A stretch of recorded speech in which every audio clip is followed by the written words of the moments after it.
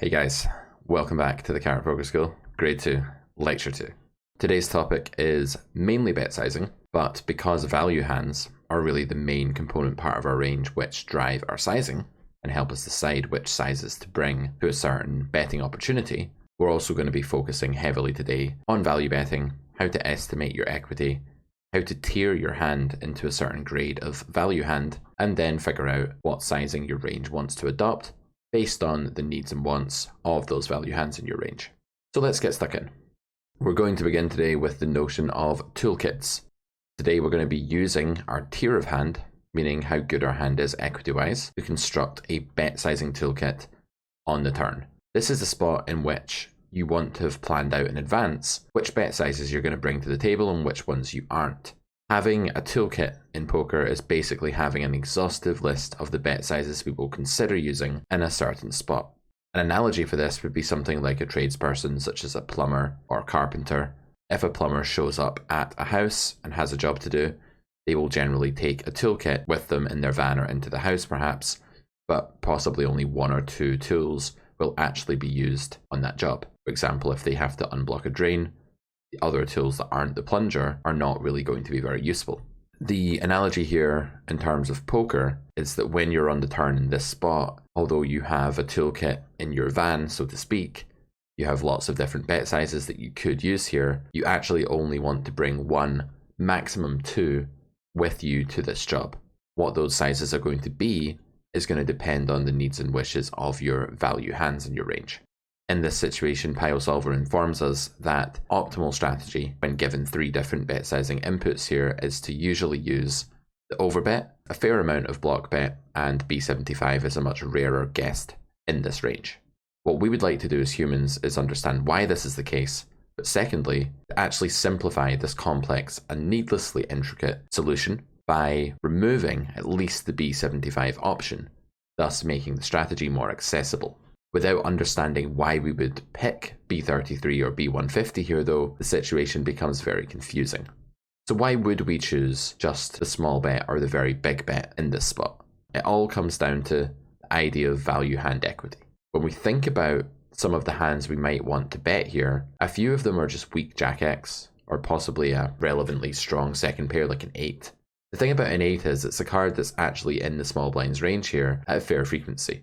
We're going to have a lot of 8x, some of it's going to want to bet. It does gain useful fold equity being a fairly low card, but it's also high enough one that value betting is simply fine with it. And so having a B33 to tailor our strategy a bit towards these 8x combos and bad Jack X like Jack 6, Jack 7 makes a lot of sense. B75 is a sizing that's only really suited to a hand that usually has around 80 to 84% equity. Generally speaking, there are exceptions to this and it does depend on the wetness of the board and how many draws are possible, because as we saw in grade 1, your hand is actually a bit better than it looks equity-wise in a spot where the board is wet, because a lot of your opponent's equity doesn't come from crushing you, rather it just comes from having more outs than normal to improve against your hand, and the latter we can definitely live with. In this situation, there aren't that many hands that actually fall into that ballpark of having around 80 to 85% equity. Most hands, in fact, are either a bit better than that because there's something like a Queen Jack plus, and these hands can definitely value bet for B150, or they're going to be something a bit worse than that, like a bad Jack, an 8, pocket 9s, or possibly even something that just has to check. Then we have our bluffing tiers. They are hands that don't have enough showdown value to necessarily check and could bluff, but we'll come to those next time. Therefore, our main job in this spot is to say which sizes do we not really want. I can see lots of hands that want to block bet here, mainly centered around the 8 or a bad Jack. I can see a lot of hands that want to bet big, like a set, an overpair, a good Jack, and therefore our value regions are really pulling us towards the smallest and largest bet in our toolkit. So those are the ones we're going to take out of the box, so to speak, and bring to this node. I would recommend that in most delayed c-bet spots out of position, you have a block bet and you have an overbet. There will be some exceptions, and we're going to cover all of those today. Today's mission statement is to get you guys thinking about which bet your range would use if you were going to bet, and getting into the habit of picking that based on your value hands and not your bluffs. Your bluffs don't really care so much what sizing they use. Of course, if they go bigger, they get more fold equity, but that's not necessarily a good thing because we have to pay more and incur more risk when called. So let's talk about the tier system, one of the cornerstones of the Carrot Poker School in general. We'll refer to the equity of our hand when we arrive on a betting opportunity node, in other words, a spot where we have the chance to either bet or check, and we wouldn't be just procedurally checking to our opponent, as our landing equity. And in the case where we elect to bet and we get called, we shall refer to the equity of our hand as our finishing equity. It's a very important foundation in poker to understand that landing equity and finishing equity are totally different. Finishing equity is almost invariably lower unless you have the immortal nuts on a really dry board, and the reason for this is that you will filter and condense your opponent's range and make it much stronger equity-wise once you bet. And because this is a zero-sum game and we're mainly interested in examining heads-up pots in this situation, any and all equity that you lose will go to your opponent and vice versa. So when your opponent gains equity by strengthening their range, you're going to lose equity in the same way. So we have a couple of different things to think about here before we even choose our toolkit. We have to think about the tier of our hand, and we do that by considering our landing equity, and that in turn will determine our finishing equity. Generally, the bigger your landing equity, the bigger your finishing equity.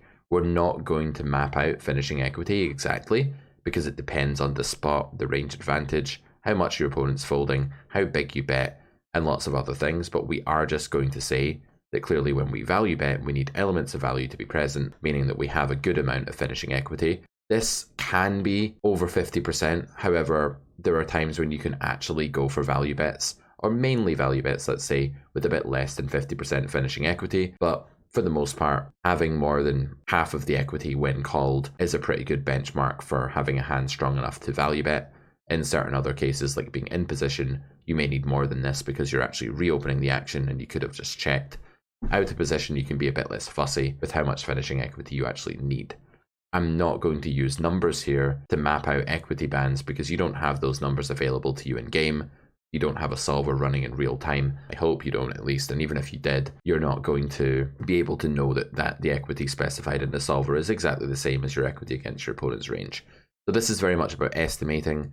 I think whenever we're not using exact values, because poker is really a game that's way more to do with logic than math, what we want to do is actually use descriptive words. We want to write prose about our thoughts. We don't want to just jot down formulae and pictures and graphs and stuff like that. We can use those things, but we need to be writing down our thoughts. So let's just say that when our landing equity is huge, let's use adjectives here, we are able to use a very large bet, and we can basically say that our hand is tier 1. That doesn't mean that we will be building a tier 1 sizing. We might not be if there aren't many hands in our range that need to do this. Or if our opponent is raising us a lot, we definitely don't need to bet big anymore because we make back a lot of EV from just being raised when we bet smaller. In spots where we're not being raised a lot though, and we start off with a large amount of landing equity, it's usually correct to deploy a very big sizing, as we were doing on that jack-high delayed c-bet small blind versus big blind board. The reason we went huge there with a lot of hands is that we had many hands in our value range that were driving that big sizing because they were coming in at 85+% equity, like sets, overpairs, things like that. Our finishing equity will also be very high when we use a large bet here with a tier 1 hand. However, it will not be as high as the landing equity because any contraction in your opponent's range will typically decrease your equity. Even if it's just them moving towards having draws more often and moving away from having air, this will still decrease your equity when you have a made hand. I'd like you to think about tier 2 as a very good hand, but not a nutted hand. Tier 2 has very high landing equity, usually in the vicinity of 75 to 80%. These hands are more than capable of betting 75% pot, and in any case where we have a lot of tier 2 hands in our range, whether it be the turn or the river or even the flop sometimes, we will pick a B75 as a principal sizing. After we get called by making this bet, we will still have high equity, but it's going to come down a lot. It's not uncommon for your equity to only be in the 60s or 70s after you make a bet like this and get called. It's even possible that you have like high 50s equity here.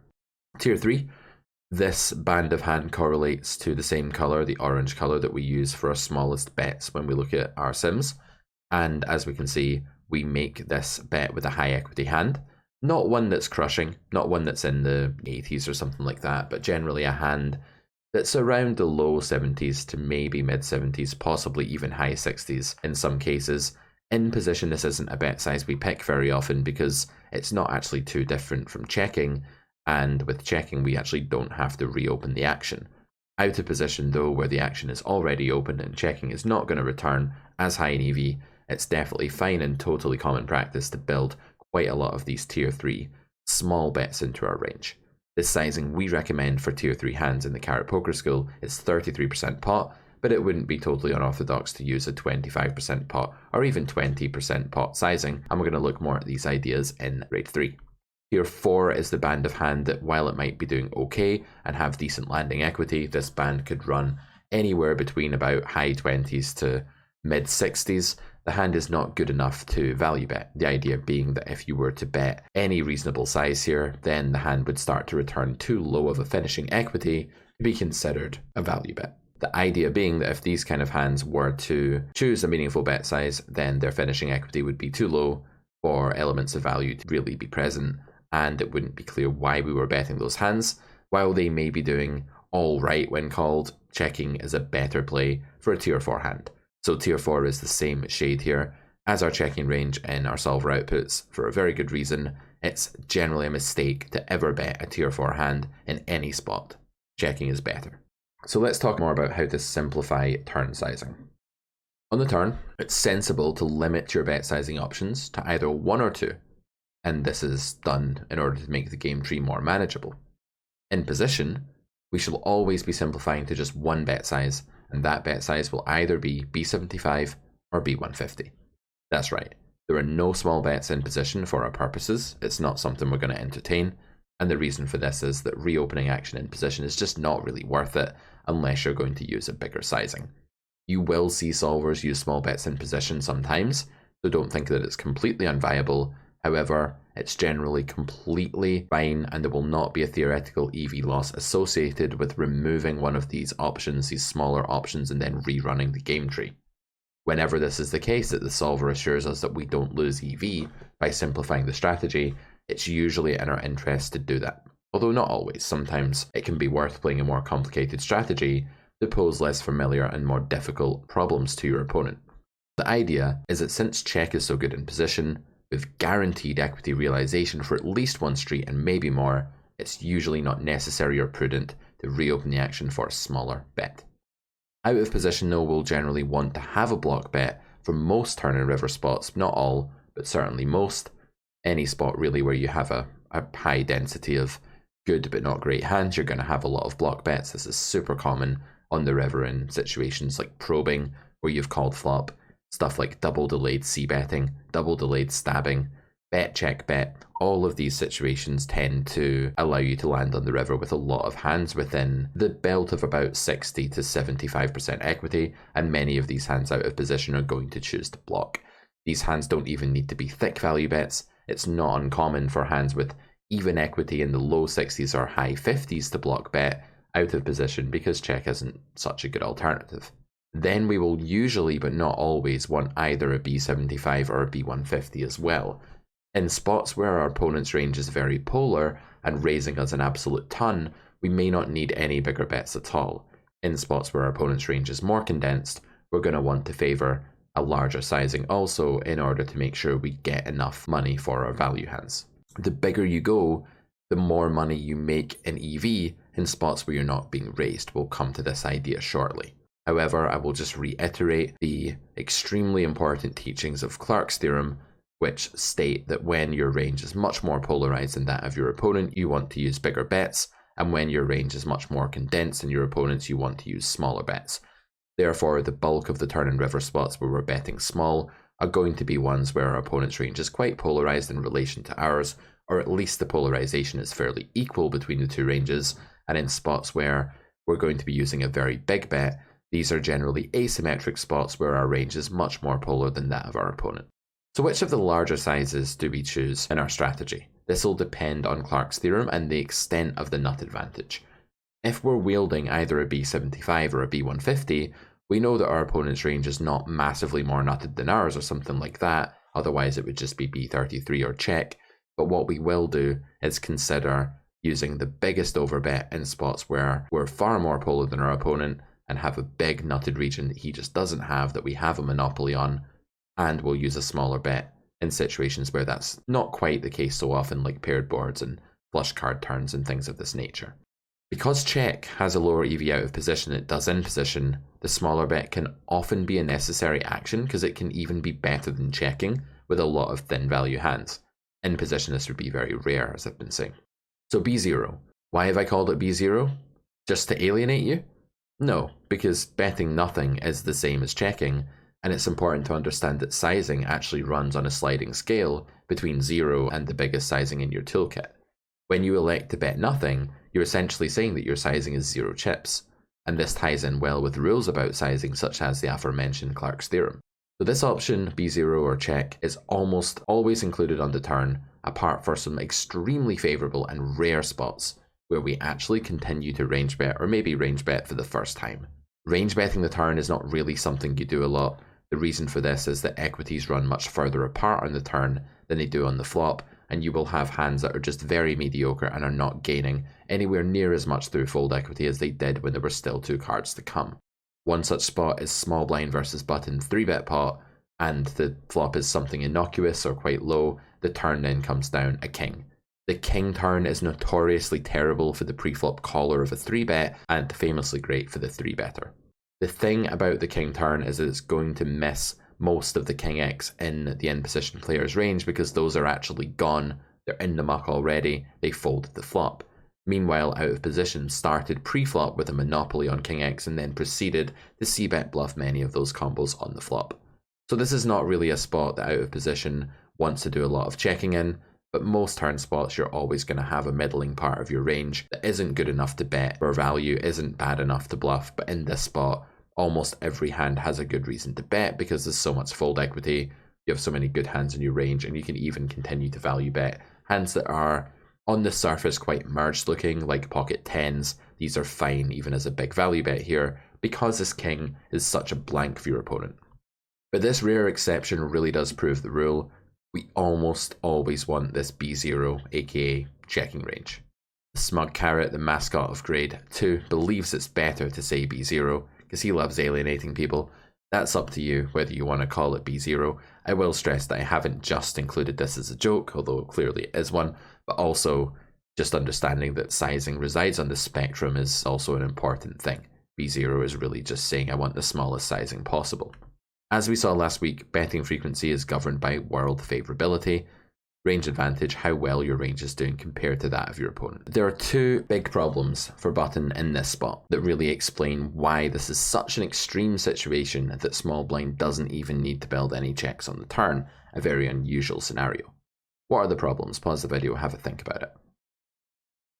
Assuming you've done that, the answers are that button is going to struggle here in these 2 ways. Firstly, small blind's pre-flop range was already much richer in king X, and secondly, button has got rid of a lot of these on the flop facing that c-bet, especially if small blind used a big c-bet, because what the bigger c-bet of about 60% pot, that's my large option that I plug into my sims that I advise that students use, what that's really going to do is create an even stronger effect where even more of the king X combos are hitting the muck immediately on the flop, and therefore the king becomes an even better card on the turn.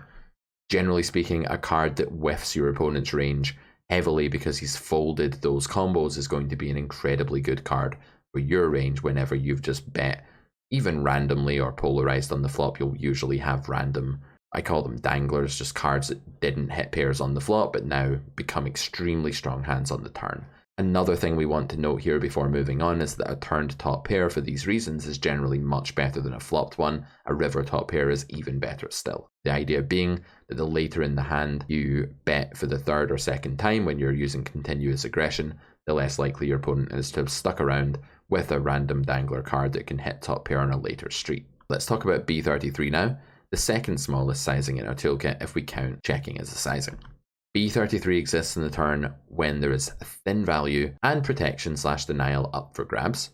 It's much more common out of position than it is in position. We've been over this because check is worse out of position. And to understand that, do just think about equity realization and whether it's really worth opening the action. And we include B33 as an option in our turn strategy in the following spots. Case A that we're going to discuss, and we're going to see examples of all of these in a minute, is a situation where we are turn barreling out of position. In this case, we want to block with some of our tier 3 hands. Remember, tier 3 correlates to B33 that would opt to check if they were in position. It's never okay, by the way, to upgrade a hand and say this tier 3 hand is going to bet bigger this time, but it can be okay to downgrade a hand and actually slow play some stronger hands depending on the needs and wants of the spot. Another spot we'll be looking at today is delayed c-betting opportunities. These are ones where we have a very merged range with a lot of mediocre equity hands, and thus we're going to have a lot of hands in the 65 to 75% equity belt and do a lot of block betting. Block betting on the turn just makes a ton of sense. It's also a very fiendishly difficult strategy to play against for your opponents, and you'll find that the smaller you bet in many cases, the more mistakes your opponents make. While this isn't a reason to start slow playing the top of your range for a tiny bet instead of a very big one, it can be a reason to favour betting small over checking in spots where either play is viable. Case C is going to be a turn probe opportunity, but one that's very high EV for the big blind player for the preflop caller. Most turn probe opportunities are just going to be played with big bets at low frequencies, as the preflop caller is going to be building their stabbing/probing range around the top of their value range only and electing to check most other things that aren't their bluff range. The reason for this is that their range will be suffering, but they will gain some nut advantage when the preflop raiser checks back on the flop. However, there are certain situations in game theory for the preflop caller that are just so good because the texture is low and connected mainly, that they can actually start using a smaller bet with a range advantage at a high frequency. The reason they may bet smaller is that now they're interested in building a betting range around some second pair, pair plus draw, pocket pair plus draw, etc. Some weaker hands that can only bet small, but they're interested in betting very often because of the range advantage they pick up on such a favourable texture. Remember at all times that betting frequency and sizing are actually not related that strongly to one another, although there is some correlation. But causally speaking, sizing is a function of nut advantage/polarization between the two ranges, and frequency is a function of overall range advantage/world favorability. And therefore, our tier 3 hands are going to benefit from thin value and denial, and will be more interested in building a tier 3 B33 range on the turn in these probe spots. Be careful though, do not include B33 on turn probe opportunities involving higher or less favorable boards. As we saw last week, these spots are played with only B150 in check, as the turn prober is just building their value range around very good hands only, sometimes check raising those as well and slow playing them of course for one decision point, but when they are going to bet, they're going to bet very big. The idea being that while we're suffering in terms of range advantage, we do pick up a nut advantage when an in-position player checks back the flop, thus capping their range. Out-of-position players don't do that so much. So let's look at the first case where B33 is a valid option. Case A that we're going to look at today for B33ing is a turn barrel out of position. In this spot, the small blind has bet the flop, the big blind is called, and small blind has the chance to barrel the turn. What this 4 of diamonds does is it smashes the unique combos in the big blind's range, that's to say the hands that exist at higher frequency in big blind's range than they do in small blind's range. Combos like this are flush draws, straight draws, things like 3-4, pocket 4s. While both players do have some combos of all of these hands, the big blind's combos are less diluted by having things like ace-jack over pairs ace-king, ace-queen. Therefore, on this decision point, the big blind is actually going to have some form of catch-up in terms of polarization, and it's no longer the case that big blind is much more condensed than small blind. Clark's theorem suggests that we should strongly favour a small sizing due to this equalization of polarization between the two ranges, only really preferring bigger bets in spots where the polarization is massively in our favour and the ranges are more asymmetrical. In this situation, it wouldn't be ridiculous to have a B75 or a B150, but we're going to eliminate them from the toolkit for simplicity and just stick with the B33. You might feel squeamish about this when you have a hand like Queen 9 of diamonds here. You might think, I'm not getting enough value, I'm not getting paid off enough, but the idea is that your opponent will be raising you with a lot of the strong hands and bluffs in their range anyway when you bet small. As long as your opponent is sufficiently aggressive, you're not going to lose any EV at this juncture in the game tree, even with a nutted hand by betting smaller. What you really have to understand is that your EV doesn't just come from the times you cooler your opponent, and if you are coolering your opponent flush over flush, you're very often going to get raised when you block bet here, if not on the turn then on the river. The upshot is that when you think about villain's range in a wider way, you'll see that when you have a flush like Queen 9 of diamonds and you bet small here, not only are you getting raised by weaker hands sometimes both for value and as a bluff from your opponent, but you're also picking up calls from hands that wouldn't be able to call a bigger bet. Not just that, but you're also going to get bluff raised at a higher frequency when you bet smaller than you are when you bet bigger. So there's a little bit of a trade-off here. Yes, okay, if villain has exactly a hand like Jack 9 off with the 9 of diamonds and you have the nut flush, you probably do make less with a small bet than a big bet. But then think about it a different way. When they have some flimsy hand that they're going to consider bluffing with, such as King 10 with the 10 of diamonds here, you probably make more money with the small bet than you do with the big one when you have the nut flush.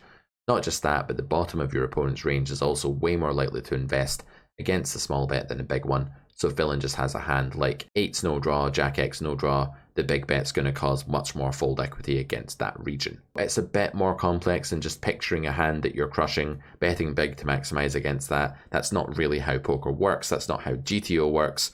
But in human theory optimal, if you like, let's call it HTO, that's going to be a much more prominent thing where people are just going to go ahead and bet for value because they can. Look out for facing big bets here from your opponents. This is a node that's very likely to be underbluffed because it's just not very appetizing to bluff this spot with some lower equity hands for a large sizing. Meanwhile, people are very content to just throw flushes, straights, 2-pair sets into this sizing and just get on with life. What we want to do though is build our toolkit intelligently. We want to build it based around the relative polarization of the spot, based around what our hands are doing and how often we're getting raised, and not just obsess about getting value every time we have a flush. So this is the strategy. We're going to simplify this. We're going to get rid of these purple bets and red bets because they're overcomplicating, but not only that, they're also not adding any EV whatsoever to our strategy. That's to say nothing bad will happen to us theoretically if we remove these bigger bets, because it's assumed our opponent is doing enough reinvesting against a small bet to make that okay. Again, I will stress that if you're playing against somebody who's far too placid, you might want to bet bigger with some of your nutted hands and certain other hands. B33 case B is delayed c-betting out of position. On this node, the small blind is checked to flop, the big blind is checked behind.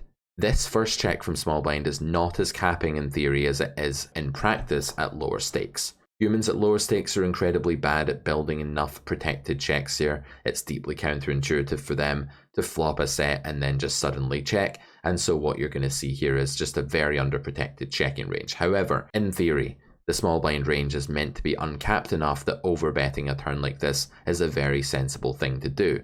But note that we don't really have many tier 2 hands here at all.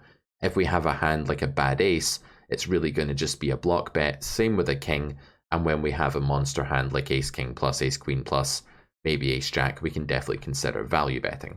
So our landing equity is usually just going to be tier 1 or tier 3 when we have a value hand. Again, remember, it's the value hands here that are driving the strategy, not the bluffs, and so we want to build our betting range solely around those. We will bluff here, but the bluffs don't have a say in our sizing in our toolkit. Therefore, when we have an air hand, we will just be mixing between using the bigger bet and the smaller one, the overbet and the B33 here. This is what the toolkit looks like, and the simplification here isn't even really necessary. I would say by far the most intuitive strategy in spots like this is to have both a block bet and an overbet. By doing that, you'll be able to find value bets that are just intuitive to find, such as ace 9, ace 5, ace 3, and you'll also be able to use overbets with ace jack plus. While ace jack is usually blocking, if you focus really carefully in on the ace jack combos here, you'll note that they do have a little tinge of purple, meaning that overbetting this hand is not a mistake. When you get down to ace 9, ace 7, these hands are now too weak to overbet and would constitute an EV loss or blunder. Another thing you'll note here is that we don't always bet our value hands on this node. These are always mixed polarized strategies because we're out of position and our opponent still has a betting opportunity here. It's okay to check raise. There's always a rule in poker that if you can check raise, you don't have to value bet. This is almost always true. There will be some exceptions, but you'll go pretty right by assuming that that rule is always functioning. So when we think about our range again, it's being driven by our value combos. Our value combos mainly reside in very good ace-x plus, and then 2-pair sets that can overbet, or a weaker top pair that's just doing way worse against our opponent's range because they are meant to have an ace at a decent frequency here when they check back flop. And so we want to just use a block bet with those hands.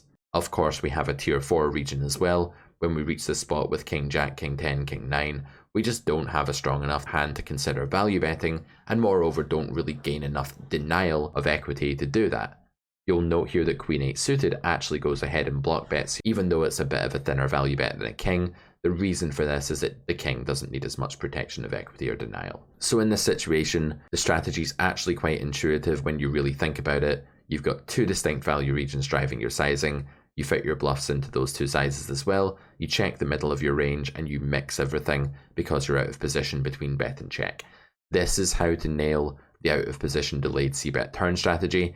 Very few people are getting anything close to this in reality. They're betting way too many of their good hands. They're using sizes that don't actually make sense for their range, like B75. Note that this is not a spot you're going to get raised a lot in. That's why the overbet's so important and why the solver thinks it's actually a mistake to bet any other sizing other than huge with pocket fours. While you can check, the problem with betting small is your opponent's range is very condensed. Having check behind on the flop, remember, the in position player is going to be way more capped when they check back flop than out of position is, and therefore villain with a hand like King Queen here just has absolutely no reason to ever raise you. A hand like Ace 5, no reason to raise a block bet, and will basically be almost never raising a block bet here. That's why it's important to only block bet in this spot with hands that don't need to get raised when they block bet, hands that are just happy getting called for 33% pot. When you have a set of 8s here, you have to overbet. With bluffs, there will be some rules and exceptions about which hands can use which sizing, but for now, suffice to say that the higher the equity the draw, the more often it's going to end up in a very big range, because those are the hands that want to play big pots more often, the ones that can make nutted stuff on the river, whereas your flimsier kind of bluffs that don't really have a lot going on, just like 10-7 high, and you should be block betting the 10-7 of clubs here sometimes, these hands are generally going to go smaller. However, don't get too nitty and selective about what you're overbetting as a bluff here. As we'll see in the next lecture, we're going to be able to bluff even as an overbet with some hands that might not look strong enough at face value. Remember, delayed c-bet spots are favourable worlds for the out of position player, and so they don't need to be too picky about what they bluff, especially for a small sizing. Now on to case C, which concerns turn probing on low connected boards. Remember that we've already agreed that turn probing is typically going to be an overbet or a large bet at a low frequency. This is assuming a typical runout. Most runouts are far better for the in-position player on nodes where flop goes check-check than they are for the out-of-position player. But there are exceptions. One such exception is a texture like this. 8643 contains 3 cards within what we call the danger zone. The danger zone for the in-position player is anything between a 4 and an 8 in a single raise pot. In a 3 or 4 bet pot, these danger zones can be a bit higher up due to the differences in pre-flop range construction there for reaching the flop. But in a single raise pot, anything around this region is going to pose some equalization in terms of equity and also nut advantage depending on the texture for the out of position player. So in 864, a lot of the unique hands in cutoff's range, the ones that cutoff has much more often than big blind, such as king queen off, king jack, ace queen, ace king, are just going to be demoted heavily. Meanwhile, the hands that constitute a larger percentage of big blind's range than they do cutoff's range, such as 8-7, 6-5, 5s, pocket 7s, are going to be appearing at a much higher frequency and are just boosted massively in strength and nutted prevalence by this board. Therefore, there is a massive shift in equity here towards big blind on this texture compared to most other textures. What happens here for big blind is then that they have a more diverse assortment of value hands than they would in most turn probe spots. In most turn probe spots, as we've said, the big blind player is content just building the betting range around the tier 1 hands at the very top of their range and not really choosing to bet anything else. They want to play a lot of checks in those unfavourable worlds, but in a favourable texture like this one, it's actually correct to build a lot of small bets. That said, there will also be much stronger hands in the big blind's range here that benefit from going larger. Cutoff will be raising a small bet here sometimes because they are checking back hands like top pair and over pairs on the flop, and will have some rare turned gems such as pocket 3s as well in 4-3, but for the most part the cutoff will just be calling the turn bet or folding. Because of this, the toolkit for big blind here is not going to be solely small bets, nor is it going to be all big bets. You're going to have a need for a couple of different sizes here. That said, we are going to stick to our protocol of only having 2 bet sizes. I think the most easy and intuitive way to build a 2 sizing strategy in this spot is to get rid of the B75. Although the B75 is more prevalent than the B150, I would say that it's quite intuitive here that nut advantage is in big blind's favour, and therefore it's very natural to just go for a very large bet or a small bet. In splitting your range this way, you can take a hand like pocket nines and just mix it between the small bet and the overbet and not worry about the big bet B75 existing here. You can do the same thing for pocket sevens, only now this hand is too weak to overbet, so this hand would just block bet if it's going to bet, just bet 33% pot. With a nutted hand, you can see that the out of position player with something like 6s or 8s here in the hand grid is going to be able to take any option that they want. The idea here is that it's not very urgent to value bet when you're out of position. Your opponent can bet and you can check raise. So again, the idea holds strong. And if you bet smaller, you're meant to get raised at a higher frequency than if you bet bigger, thus making back some of the losses the times you get called for the smaller sizing instead of the bigger one. Again, it's not sufficient to just say, I have the nuts, I overbet, I have a weak hand, I block bet. While you never want to upgrade a weak hand into an overbet, you can downgrade the nuts into a block bet or a check. And the reason for that is that you want to play a protected checking range from out of position. There isn't a lot of checking going on in this spot, and you do have a lot of hands that could actually be considered mandatory bluffs here because they're a bit too frail to actually check, but do have good EV nut potential and strong fold equity in this spot. So you do want a high bet frequency here. That's mainly driven by the fact that your range equity and range advantage is strong, but it's also in part dictated by certain bluffs that actually have to bet.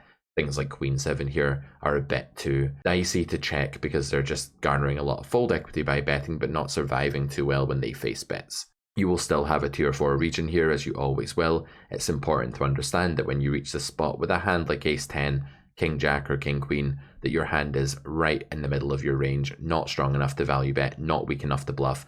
Please don't fall into the trap of saying my toolkit is X so my hand does X. That does not follow. What we're doing here is choosing a weapon. We won't fire that weapon with every hand. Remember in grade 1, if you did that, guys, you will have heard my computer game weapon analogy, which was taking a certain gun into a level of a game. That doesn't mean that you're firing it at absolutely everything that you see. You're only firing it at enemies, hopefully. The main conclusions here are that the solver will present us with a very complicated and intricate strategy. It's not necessarily forced that we just copy that strategy, and if you think that this one is bad, I'm letting you off lightly by showing you the sim. Certain programs will give you strategies with 6 or 7 different bet sizes. This is completely absurd, impractical, unnecessary, and actually harmful to the poker student who's trying to learn. One of the things that's the biggest pitfall with using solvers and trying to think in terms of GTO for the first time is the tendency of students to just copy solver outputs. I've seen students look up a hand here, let's say for example that they had a thin value hand such as an okay top pair, they had a hand like 9-8, and they look at this hand in the grid, you can see 9-8 here, it's either going to bet 75% in this sim or 33. We know that we're either betting 33 or checking with this hand because we're getting rid of B75 from our toolkit here. That would be my recommendation, that's how I would play the spot. And then the student falls into the trap of going, okay, so the solver says I should bet big, 25% bet small, 80% and check 5% of the time. That's my strategy with this hand. Okay, good, done. Maybe they take a picture of it and then they move on. But either way, this is atrocious poker learning. This is absolutely terrible. You're learning poker in a very unhuman way. You're not using any reasoning. You have no structure, no toolkit, no strategy, really. You're never going to remember that. It's so arbitrary and so wrong to look at the game in this way. So to reiterate, to solve this spot, we're going to say we have a B33 or a B150 here. We're going to be mixing most hands between check B33 and B150 if they're really strong or they're bluffs. If they're the middle of our range, we're going to check them. And if they are thin value hands, we're going to either check them or B33. If they're really good hands, we can do anything, like I say. That's the essence of this strategy. It's called a mixed polarized strategy. And if we want to be really fancy, a mixed polarized dual sizing strategy, not a tri-sizing strategy. We do not want this B75. It's not necessary. You may see some hands here that can only be 75 in the sim. What you'll probably find is that that's not going to be a big EV swing. There are hands like 8-7 or 8-5 here that basically just love this sizing. If you go smaller with them, it's probably not going to be much of an EV loss, to be honest with you, if at all. But you can check that out in your own solvers. Let's move on to the second biggest sizing now, the B75. This is the go-to replacement for overbetting. So in any spot where we think that maybe villain's range is a bit too repolarized by the turn card in a double barrel, or is just naturally polarized by a certain texture, paired or flush, that sort of thing, then we want to be using a B75 instead of the overbet. B75 is still a relatively big sizing though, so it follows that we want to use this in spots where we have some degree of nut advantage, and a value region that's able to bet big. You won't be able to bet big with a hand with 65% equity. Rather, the hands that are opting to put B75 in the strategy that are driving at that sizing being included are going to be your tier 2 hands, and these are typically more like 80 to 90% equity, usually somewhere closer to 80 than 90. By the time you're getting up to 90, you're more sort of on the border of tier 1 by that point. We include B75 as a turn option in our turn strategy in a few cases. Case A that we'll talk about is delayed c-betting in position.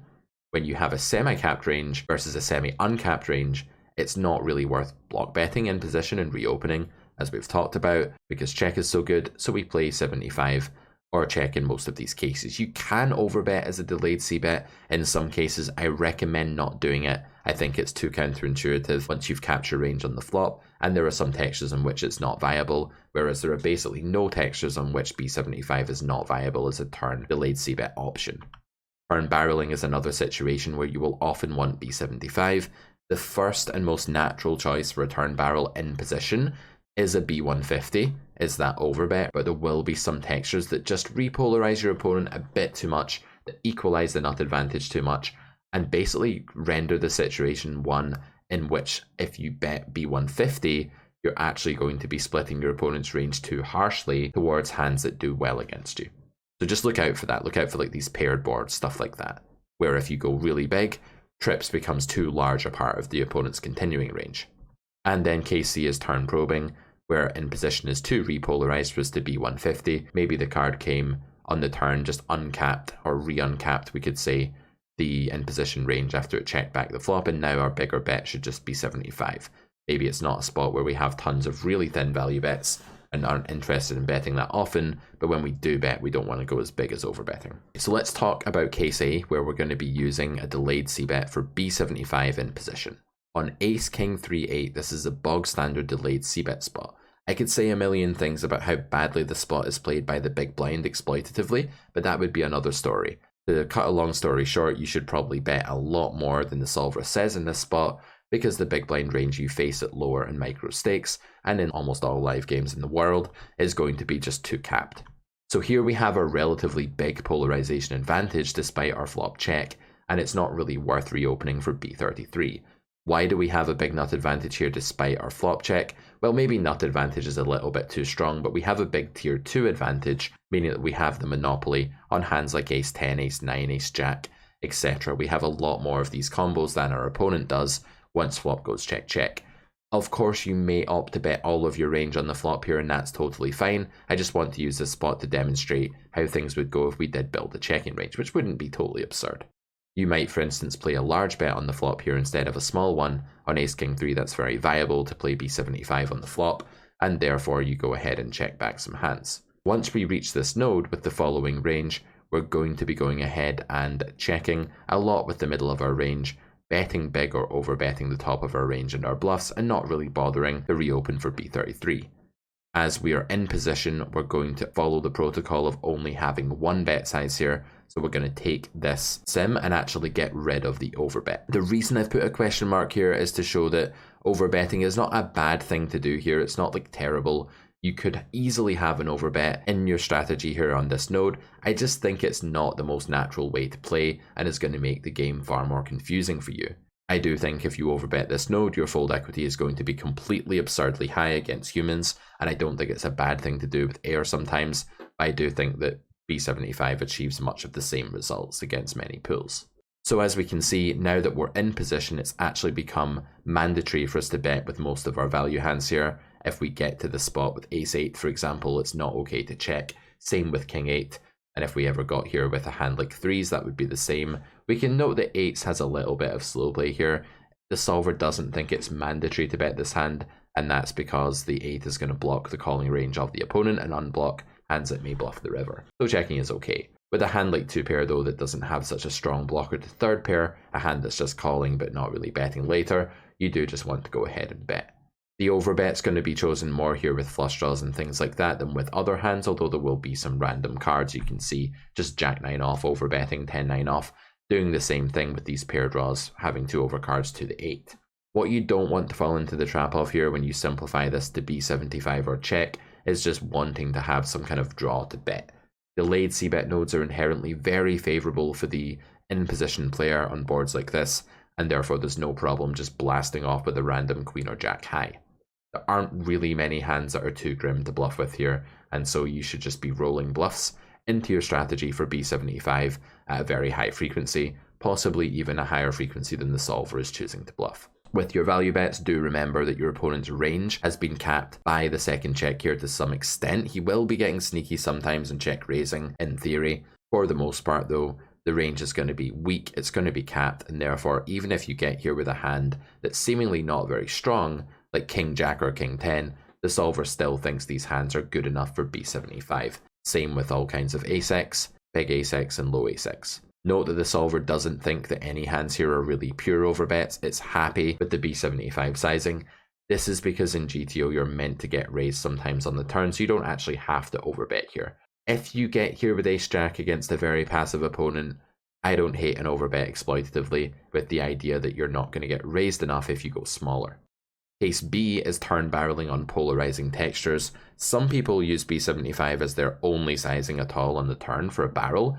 I don't recommend that. I recommend overbetting being the go-to and the staple on any innocuous or brick turn. However, when the textures started off by being paired like this, or became paired on the turn, you're going to want to use a smaller sizing.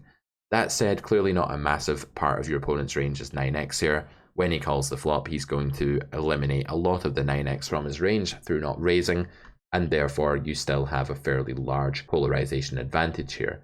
That said, you don't want to fall into the trap of thinking that your opponents are all solvers and just copy a solver, and you may want to deviate here by actually using a bigger bet if you think your opponent is someone who doesn't slow play a 9 on the flop ever, or rarely does it. The b33 can probably be gotten rid of here. I think it's really confusing to play this sizing in position. I think it's unnecessary.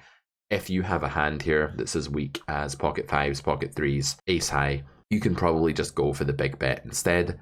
Note that ace king is actually a better value bet here than 3s. It's kind of funny, but ace king is actually very similar to 3s but has more redraw. That's why it's able to use the darker shade of pink there, the bigger bet, but 3s isn't. And what we can see here when we look at the sim is that even 9x is not a hand that really has to overbet.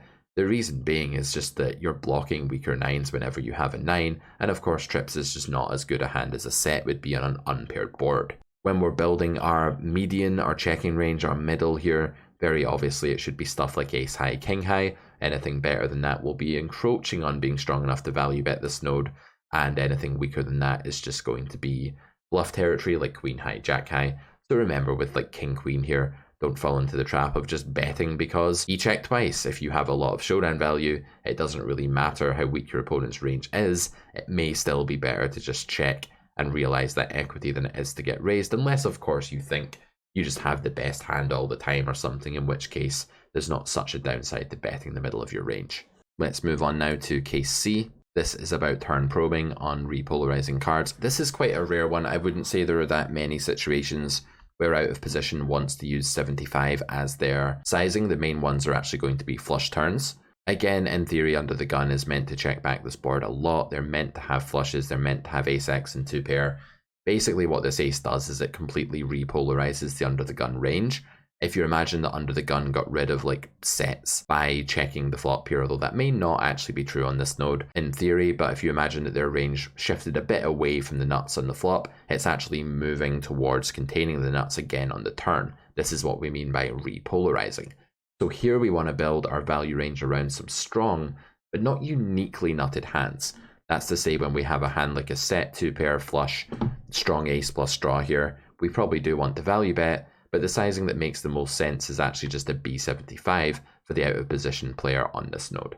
The solver is very adamant that this is the right sizing. This is extremely common on 3 flush turns that create some degree of equalization in polarization. This is not like the 4 straight turn that we looked at last time though, where you can only use little tiny bets. This is actually a situation where you still have some degree of nuttedness to the hands that you're leading. It's just that these tend to block the continuing range because they're 2 diamonds, or possibly even just blocking top pair or 2-pair. You'll note that this is really different to having something like a set or low trips on a board where you just unblock the top pair. One thing I would say as a general rule is that flushes are just quite bad at getting value in general for massive sizes, because on 3 flush or 4 flush runouts, any continuing range against a massive size will naturally and automatically just be pushed in the direction of having that suit. So here, if you were to bet 2x pot, just for talking's sake, that would be ridiculous.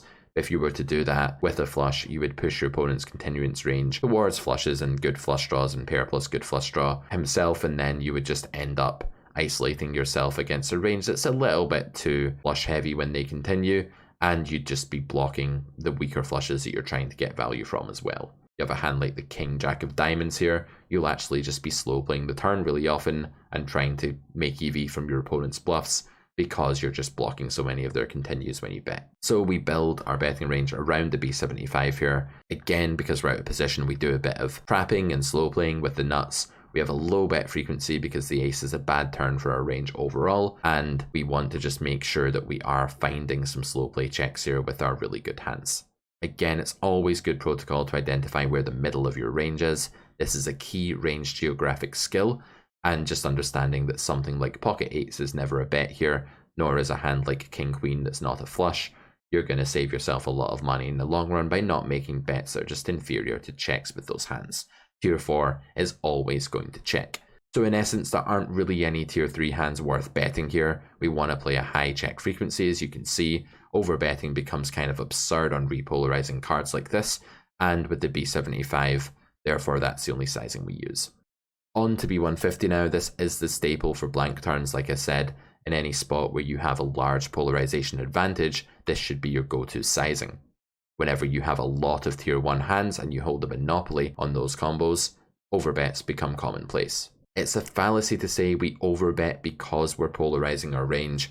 Actually, what happens is that we have a lot of really strong hands, and then we choose to bet those for an overbet, and that in turn causes us to have a polarized range when we bet.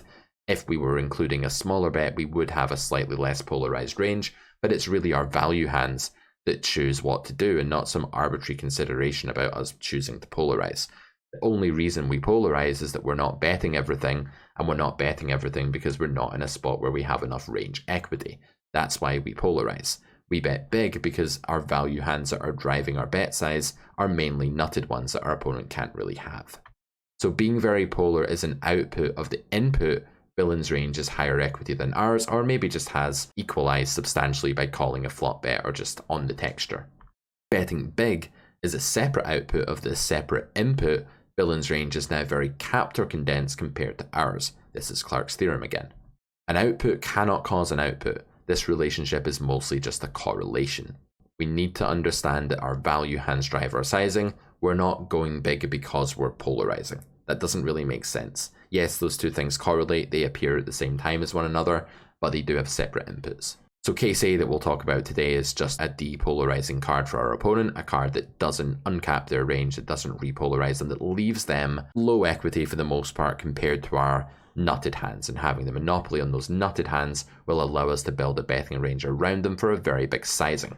Note that when your opponent's range is very condensed compared to yours, as per Clark's theorem, they do not want to build many raises, and therefore we wouldn't really get away with just betting small with nuts. We're not getting raised enough of the time to compensate for money we lose by not just betting big.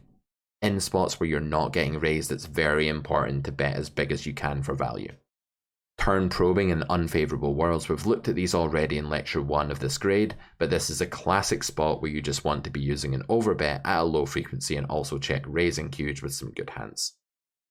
Case C is a delayed c-bet. There aren't many times that this is good in position because you've capped your range more severely. However, when you've checked out of position, you're going to be way more uncapped and you're still going to have overbet available for your toolkit on delayed c-bet spots on the turn. It's important to remember that if you don't have a check raise opportunity, you shouldn't be checking the very top of your range. So usually in position, you need to bet the top of your range, not true out of position. Very key point that people miss. Case A is the classic vanilla overbet spot, turn barreling on a brick. You couldn't get a more typical example of where you can overbet than this one. Button goes ahead and c-bets flop small, gets called by big blind in a single raise pot, and then has this turn barrel opportunity. Here, there's really no limit to our nut advantage. The thing about this spot is that our value bets are just pushing really high equity. Therefore, they're craving a large pot. The bigger your hand, the bigger the investment ceiling eventually will be for that combo, and the more money you're going to want to shovel into the pot immediately in order to reach that goal. As we can see here, the strategy that the solver spits out actually has two different sizes, a B75 and a B150. As the B150 is the dominant one, and as it makes the most sense logically for our range to naturally bet huge in a spot where villain cannot share too many of our nutted combos, we're going to go ahead and simplify by getting rid of the B75. Having the B33 in such a spot is plainly absurd, and we just want to get rid of this right off the bat. Note that the solver has an infinite capacity for complexity. It really doesn't get harmed by adding more sizes to its strategy, but we as humans definitely want to avoid that complexity. Looking at the in-position strategy, we can see it differs in a couple of really primary ways from out-of-position strategies that preceded it. Something like 9s here is absolutely a mandatory value bet. You cannot slow play the top of your range in a spot where you do not have a check raise opportunity, i.e. you're in position. Again, it's healthy practice to identify the middle of your range. When you're overbetting, you will not be able to bet hands like Queen 6, Queen 5, Queen 8 now. That's not really a loss. Don't look at Queen 8 suited there and think, oh no, I don't get to value bet that anymore because I'm not using B75. That's fine. You didn't have to value bet that hand anyway. If you're playing overbet only, then these hands just simply become checks because you only have one bet size. Apart from B0, which is technically still a bet size, I guess. Let's move on to some less standard overbet spots. Actually, this one is still very standard. I think the last one is the one you'll be least familiar with. So case B is turn probing in highly unfavourable worlds. We have an under the gun versus big blind spot, ace 6-5 jack, flop goes check check, and big blind has the opportunity to do something. Here big blind is suffering despite the passivity from under the gun. Under the gun is protecting this checking range, remember, and maintaining a big range advantage on this node. So here big blind has little interest in building anything other than nutted hands into the betting range and some selectively chosen bluffs. These bluffs will have to have higher standards applied to them than most bluff selection spots do because of the lack of favorability for big blind in this world. So we build our sizing around the idea that we're only really interested in building nutted bets for value and bluffs, and we're going to be actually checking the rest of our range. It's very important in spots where your range is suffering to make sure that you slow play a lot. Your opponent will be betting at a decent frequency and will be incentivized to bluff at some point, so slow playing out of position is never an issue. That's why we see a hand like pocket sixes here elect to check almost half of the time. Other things of note about this strategy are just that the threshold for overbetting here for big blind is going to be quite high. We're going to need to have something like ace jack or better for value and then some bluffs. So needless to say, the vast majority of our range just starts by checking, and you should not feel at all squeamish about slow playing hands like pocket jacks in this spot. Totally fine to go for a check raise in situations like this that are good for your opponent, just as you would have done on the flop. Don't think that just because villain checked back the flop that they're always going to check turn and you're not going to get any value. That's not the way the game theory works in this spot. There's not much else to say here. The main pointers for turn probe are use big bets when you bet, don't bluff with absolute air, do slow play some of your good hands, do overbet some of your better higher EV draws with better blockers, and don't feel like you need to do much betting at all. Don't fall into the trap of just betting because he checked. This is a really bad human tendency at lower stakes. Our final spot today is delayed c-betting out of position.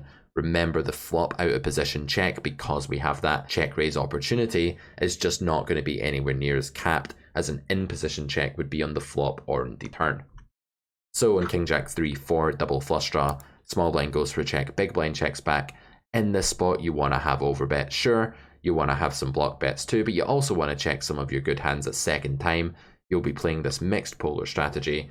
These are the two sizes I recommend. I think this is by far the most intuitive way to play delayed c-bet spots out of position, is to have a block for hands like Jack X, for hands like bad top pair, and then build the overbet in at good top pair. Why is good top pair the cutoff point for the overbet? Well, that's where your equity starts to become really high, hitting around 84-85%. The reason that it gets high at that point is that your opponent would have pure bet the flop with two pair or a set because they're in position, they're not allowed to slow play there, and therefore you basically have the immortal nuts with any hand that's about king, queen or better here.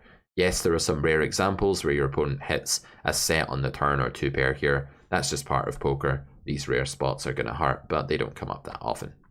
So small blinds toolkit, as recommended by the solver. Again, we're just going to leave it in place, guys. We're not going to change this. We're going to use check most of the time because, again, we just have a fairly condensed range. We've checked flop already. It's now the turn. We generally always want a lower bet frequency on the turn than we do on the flop, and therefore we're going to be checking most of our range. It's also fair to say that Villain has a lot of just terrible hands here, and then some really good hands like King X and Jack X. He doesn't have a lot of pairs of 3s or 4s, so our opponent's range is not quite as condensed or merged as it could be in some other cases. Therefore, we don't want to bet like really, really often here. Again, good practice to identify the middle of your range as a bad jack, an underpair, that sort of thing, and always check those hands. Another sort of lower middle part of your range is just something like ace-9 here, that's doing badly, but doing slightly too well in showdown value to consider bluffing and blocking the folding range. You don't have to be too selective with your bluffs on this node. You can see that 8-6 is going for overbets here. That'll be mostly with diamonds, but even some 8-6 just with a straight draw here is definitely fine to bet, and you don't even need to have a straight draw or flush draw to bet this node. Even some hands like 9-7 of clubs are going to block bet here sometimes. The fold equity will be substantial. You'll be getting more than you need to break even. You'll be getting enough EV that bet and check are the same with some random 9 high, so go for a block bet with that hand whenever you feel like it. With the overbet, you want to be a little bit more selective and try to have more going on in the way of straight draws, but you also don't need to be totally nitty there and only overbet with flush draws. The homework today is a bit more practical. What I'd like you guys to do is look out a hand that you've played recently from the 3 turn nodes stated here: delayed c-bet opportunity, barrel opportunity, and probe opportunity. For each of the hands, I'd like you to write about which bet sizes you will and will not include in your toolkit, and what your hand will choose to do as a function of that toolkit. The best way to put the concepts of this lecture together and into practice would be to say my toolkit is X, my hand will do Y. Think about your strategy first and then think about where your hand fits into it. Do not ignore your hand and do not ignore your strategy. Think about both. It is your hand that has the final say on which action you take, but it wants to be making an informed decision in the greater context of your strategy. Hope you guys have enjoyed lecture 2. I'll see you back here again for lecture 3 very soon, and when you're ready, please do take your time in between classes, complete homework exercises, and I'll see you for the next class. We'll talk about bluffing next time, so I look forward to that, and see you next time. Bye for now.